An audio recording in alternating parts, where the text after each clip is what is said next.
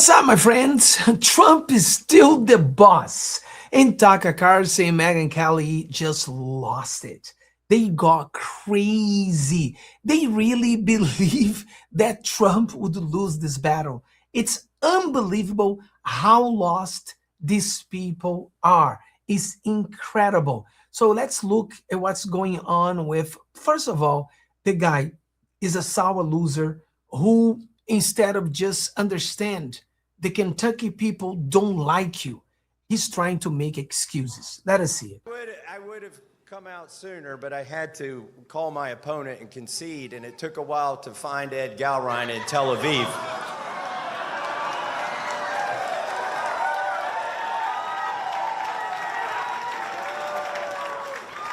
Such a loser. Such a loser. Those rhinos, they gotta go. Trump needs to clean the house.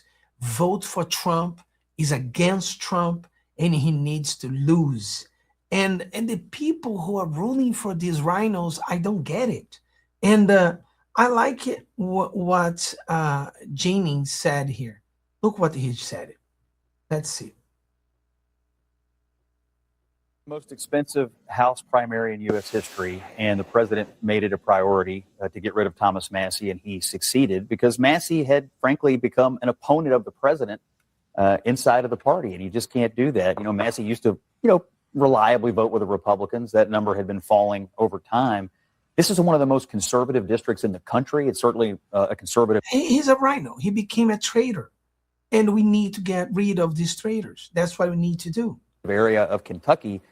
They gave Donald Trump a massive victory in 2024, and they expect the Republican congressman who represents them to be part of the team. The two big issues in the race that were in most of the advertising had to do with tax cuts and immigration, and Massie was against Trump on both of his big border security. Imagine you against immigration. I just made a video about that. I don't know if you watch it, but some people criticize me because I'm a Latino, and they criticize me because they want me, they say, you cannot be for to secure the borders because you're not an American. I say, yeah, but I didn't come in an open border. I came through the process. I came legally. I didn't come through an open border. I came through a secure border.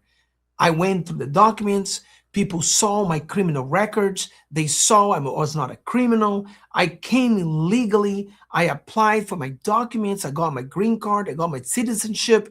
And all took such a long time. But the biggest, these people shouted to me, or they criticized me because, oh, as a Latino, you need to be for open border. No, I'm a Latino, but I'm not stupid. I don't want these people to come in that I don't even know who they are. No, I'm pro immigrants. Yeah, I don't have a problem with people coming in when they come through the process where we know who they are, we check them out, no criminal records, and they come in the legal way. I have no problem. But yes, I am for secure borders because I came with the secure borders. They knew who I was when I came in. There was no criminal records. And that's why I became an American citizen. But they say, no, you got to do this. This is crazy. These people are crazy. And tax cut bills. And so they said, look, we can get a Republican congressman that'll be part of the team and support the president. That campaign worked. I just want to also add one other thing. Thomas Massie tonight in his concession speech said something despicable, anti-Semitic, nasty, gutter politics right at the end. What a way to go out. He said, I would have called Ed Galrein, but I had to find him in Tel Aviv.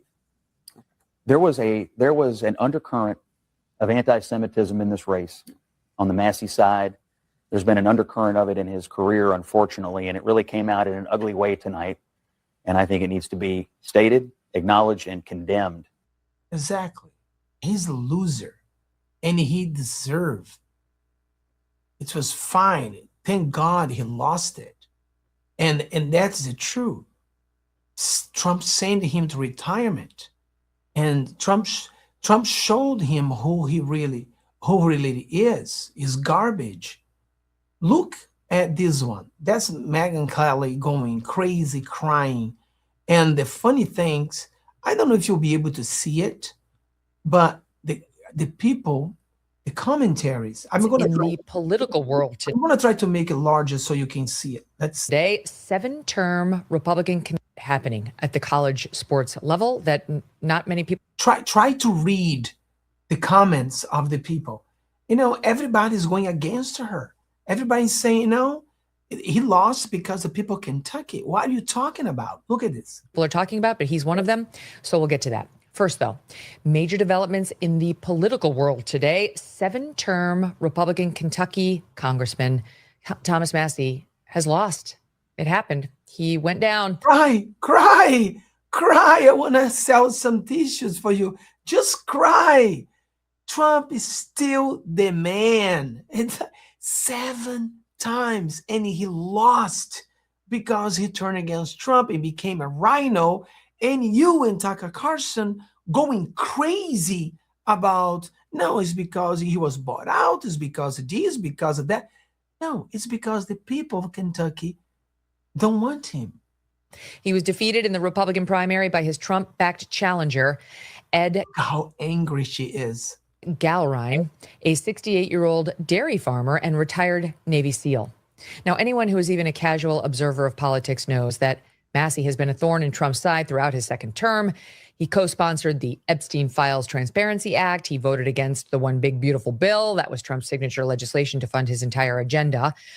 He's been very critical of the Iran war and the Trump administration's close ties with Israel.